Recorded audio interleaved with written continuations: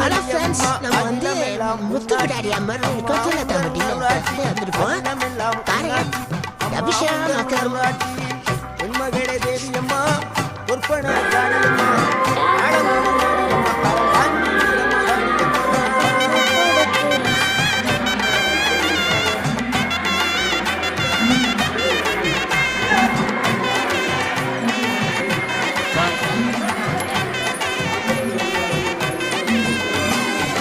கோவை மாநகரிலே தண்டு மாறி